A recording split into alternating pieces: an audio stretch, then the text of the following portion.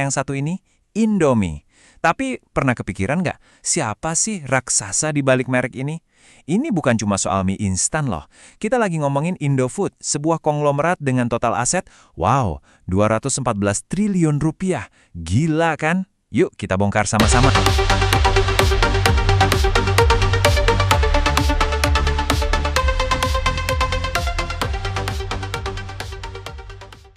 Halo, selamat datang kembali. Hari ini kita bakal ngebongkar salah satu nama yang paling kita kenal, Indofood atau kode sahamnya INDF. Tapi kita nggak akan cuma ngomongin produknya yang ada di dapur, kita akan lihat langsung ke jantung bisnis dan keuangannya. Pasti udah nggak asing lagi kan sama yang satu ini, Indomie. Tapi pernah kepikiran nggak, siapa sih raksasa di balik merek ini? Ini bukan cuma soal mie instan loh. Kita lagi ngomongin Indofood, sebuah konglomerat dengan total aset, wow, 214 triliun rupiah. Gila kan? Yuk kita bongkar sama-sama. Oke, ini dia agenda kita. Kita mulai dari yang kita kenal dulu, terus kita nyelam lebih dalam ke struktur perusahaannya, kita lihat rapor keuangannya kayak gimana, kita bedah aset dan utangnya, dan terakhir kita coba intip masa depannya INDF. Sip, kita masuk ke bagian pertama. Biar kita tahu kalau Indofood itu, ya, jauh lebih besar dari sekedar mie instan yang sering kita makan.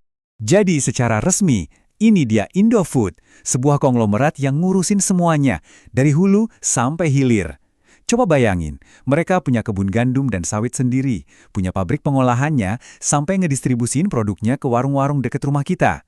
Nah, model bisnis yang komplit inilah yang jadi kunci kekuatan mereka. Oke, sekarang kita geser sedikit. Kita mau lihat gimana sih semua ini dibangun? Di bagian kedua ini, kita akan mengungkap kalau INDF itu sebenarnya adalah sebuah jaringan perusahaan yang kompleks banget. Nah, ini dia nih yang seru.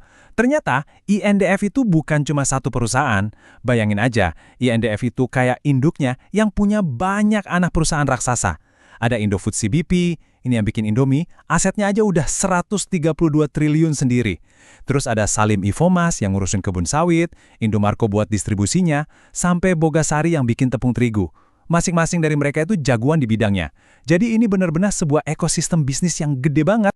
So, inilah resep rahasia mereka. Integrasi vertikal. Biar gampang, gini deh. INDF lewat anak-anak perusahaannya, nanam gandum sendiri, giling jadi tepung di Bogasari, diolah jadi mie di pabrik CBP, terus diantar ke seluruh Indonesia pakai truknya Indomarko. Keren kan? Dengan ngontrol semua prosesnya, mereka bisa hemat biaya dan pastiin kualitasnya tetap nomor satu. Sekarang, yuk kita lihat rapornya. Di bagian ketiga, kita bakal bahas performa keuangan INDF sampai kuartal 3 2025. Dari angka-angka ini, kita bisa dapat gambaran yang jelas banget. Angka pertama yang bikin melongo, total penjualan mereka tembus 90,9 triliun rupiah. Dan ini, baru dalam 9 bulan loh. Kebayangkan seberapa masif bisnisnya? Ya tentu aja, buat dapat penjualan segitu, ada modalnya. Biaya produksi atau beban pokok penjualannya itu sekitar 60,7 triliun rupiah. Nah, setelah dikurangin semua biaya, pajak, dan lain-lain, ini dia hasilnya. Laba bersihnya 7,8 triliun rupiah. Ini keuntungan bersih yang masuk ke kantong perusahaan. Dan angka inilah yang paling ditunggu-tunggu para investor. Tapi, tunggu dulu. Kalau kita bandingin sama periode yang sama tahun lalu, ternyata ada penurunan. Laba bersihnya turun dari 8,7 triliun jadi 7,8 triliun.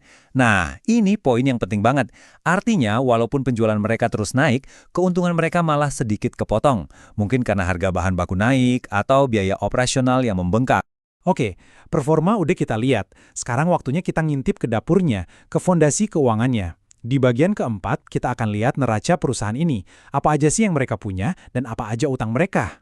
Slide ini nunjukin semua harta yang dimiliki INDF. Totalnya 214,4 triliun rupiah. Kita bisa lihat nih, sebagian besarnya itu aset tidak lancar.